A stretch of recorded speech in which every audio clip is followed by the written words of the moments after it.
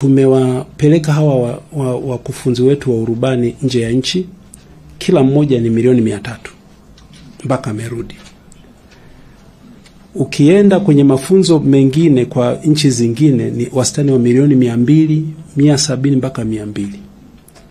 Lakini kwa mafunzo haya ambayo tunaanza hapa Tanzania itakuwa kwenye $100,000 mpaka 120.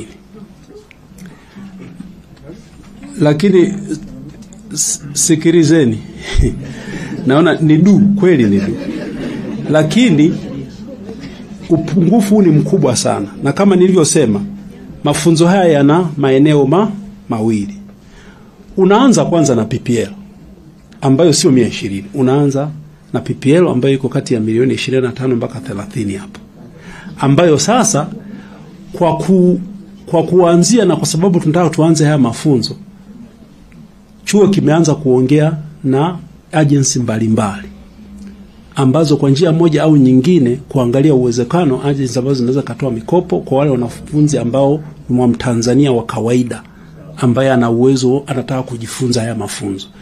Hatutapenda, nafikiri na Mheshimiwa Rais hatapenda kuona hata Mtanzania wa China ambaye anatamani ashindwe, lakini tunaamini kwamba kutatokea hizo nafasi. Nitoe tu mfano, mafunzo yetu ya aircraft maintenance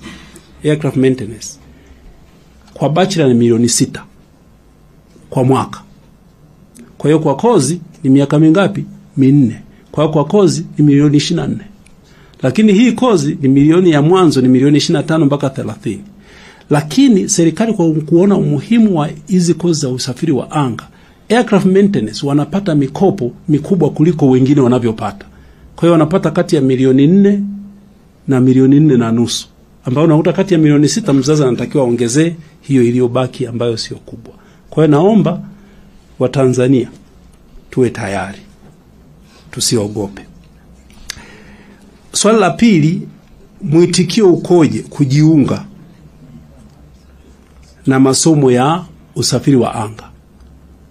Labda niseme mwitikio ni mkubwa mno, na utolea mfano tu rahisi. Mafunzo ya aircraft maintenance ambayo tunaendelea sasa hivi, wanaotoka A-level